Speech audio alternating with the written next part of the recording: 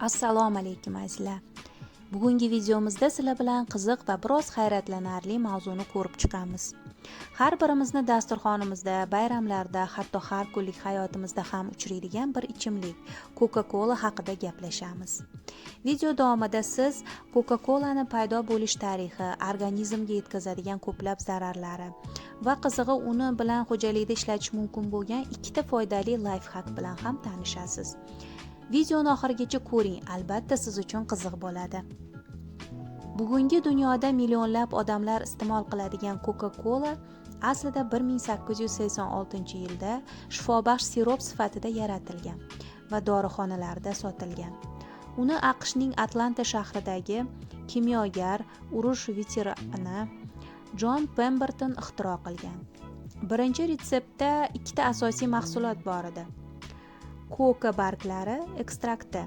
U vaqtda bu moddadan kokain ajratib olingan va kola yong'og'i tabiiy kofein manbai bo'lgan.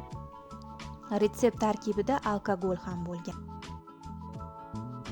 Pemberton sirupni asabni tinchlantiruvchi, bosh og'rig'iga qarshi, charchoqni ketkazuvchi deb taqdim qilgan. U Pemberton's French Wine Coca deb nomlangan. Ammo Atlantada spirtli ichimliklar taqiqlangach, retsept o'zgartirildi va gazli alkogolsiz ichimlikka aylantirildi. Nomini esa uni yordamchisi hisobchi Frank Robinson o'ylab topgan. Coca-Cola ikki asosiy komponent nomi asosida yaratilgan. U logotipni ham o'zi yozib bergan. Avvaliga ichimlik dorixonada kuniga 9 stakan sotilgan xolos. Lekin keyinchalik uni tadbirkor Aza Kentler xarid qilib, kuchli reklama bilan ommalashtirgan. 1890-yillarga kelib, Coca-Cola butun AQShda taniqli brendga aylandi. 1904-yildan boshlab undagi kokain moddasi butunlay chiqarib tashlangan.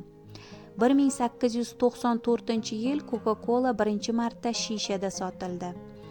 1920-yillar Yevropa bozoriga kirdi. Ikkinchi jahon urushida AQSh askarlari uchun maxsus ishlab chiqarilib, Coca-Cola dunyoga keng tarqaldi. Bugungi kunda Coca-Cola Company 200 dan ortiq davlatda faoliyat yuritadi. 500 dan ortiq turdagi ichimliklar ishlab chiqaradi. Har kuni taxminan 2 milliard porsiya Coca-Cola sotiladi. Coca-Cola ko'pchilik sevib iste'mol qiladigan ichimlik, ammo uning mazasi ortida yashiringan zararlar borki, ularni bilish har bir inson uchun juda muhim. Quyida Coca-Cola organizmga qanday ta'sir qilishi haqida eng muhim 7 ta zararli oqibatni keltiramiz.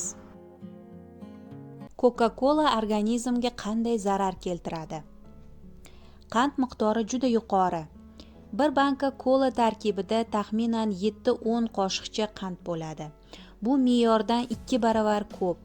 Qandning bunday yuqori miqdori qonda insulin muvozanatini buzadi. Semirishga, diabet va yurak kasalliklariga olib kelishi mumkin. Ikkinchi, suyaklar va tishlar uchun xavfli. Kola tarkibidagi fosfor kislotasi va yuqori kislotalik tish emalini yemiradi. Osteoporoz, suyak yemirilishi xavfini oshiradi. Hatto yoshlar ham tish emalini zaiflashishini sezishi mumkin. Uchinchi, buyrak faoliyatiga salbiy ta'siri. Kundalik asosda kola iste'mol qilish buyraklar faoliyatini pasaytiradi. Toksinlarni chiqarish qobiliyatini kamaytiradi. Ba'zi tadqiqotlarda kolani ko'p ichuvchilarda buyrak toshlari paydo bo'lgani aniqlangan. To'rtinchi, kofein, asabiylik va uyqusizlik. Kola tarkibidagi kofein miqdori tanada uyqu, hushyorlik ritmini buzadi. Asab tizimiga ta'sir qilib, asabiylik, tez charchash, diqqat parokandaligini keltirib chiqaradi. Beshinchi, miya faoliyatiga ta'siri. Qandning keskin ko'payishi miyada dopamin darajasini sun'iy oshiradi. Bu miyani vaqtincha xursand qilib ko'rsatsa-da, keyin horg'inlik, bezovtalik, hatto depressiyaga olib kelishi mumkin. Oltinchi, hazm tizimiga zarar. Kola ichakdagi kislotalikni buzadi. Bu hazmni sekinlashtiradi, ich qotishi yoki ichakdagi noxushlikka sabab bo'ladi. Yettinchi, o'rganishlik chiqarish xavfi. Kola vaqt o'tib odatga aylanadi. Hatto uning ta'siri kofein va qand kombinatsiyasi tufayli ruhiy bog'liqlik darajasiga yetishi mumkin. Bu esa boshqa ichimliklardan huzur ololmaslikka olib keladi. Coca-Cola reklama orqali sevimli ichimlikka aylangan, ammo salomatlik uchun jiddiy xavf tug'diradi. Qisqa vaqtdagi lazzat uzoq muddatli zarar bilan almashadi. Shuning uchun har bir oila a'zosi, ayniqsa yoshlar, kola kabi ichimliklardan chetlanishi, tabiiy suv, meva sharbatlari yoki foydali damlamalarga o'tishlari juda muhim. Coca-Coladan xo'jalik uchun ikkita foydali layfhak. Birinchi, zang ketkazish uchun Coca-Coladan foydalanish. Kola tarkibidagi fosfor kislotasi zangni yemiradi va temir yuzalaridagi eski, yirik zanglarni ham ketkazishga yordam beradi. Buni quyidagicha bajarish mumkin. Qo'llash usuli. Zanglagan buyumlar, temirdan buyumlar, mix, bolg'a, qaychi va hokazolarni kolaga to'liq botirib 1-2 soatga qoldiring.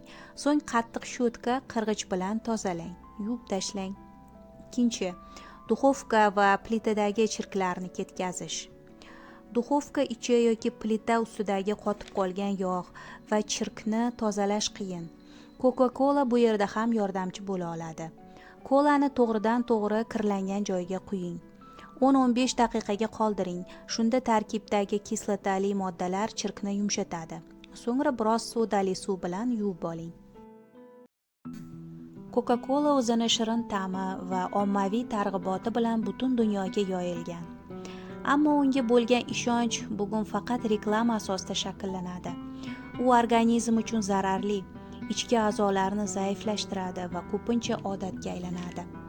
Biroq u ichish uchun emas, ko'proq xona tozalashda ishlatilishi kerak. Organizmingizni muhofaza qilish uchun iloji boricha undan chetlanish kerak. Buni bilish, anglash va amaliyotga joriy etish o'zimiz va farzandlarimizni sog'lom hayotga yetaklash demakdir.